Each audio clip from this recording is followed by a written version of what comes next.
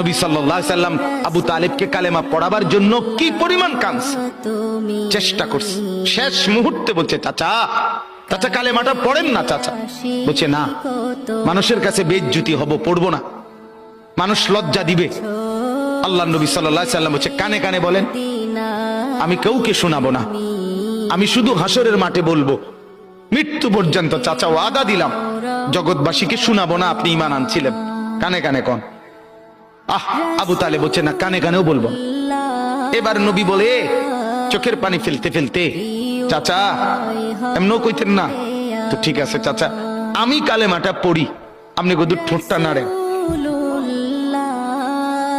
আপনি শুধু ঠোঁটটা নাড়বেন, আমি হাসরের দিন বলবো, মাওলা আমার চাচা কালেমা পড়ছিল এজন্য ঠোঁট নাড়ছে, এর সুযোগ দেন।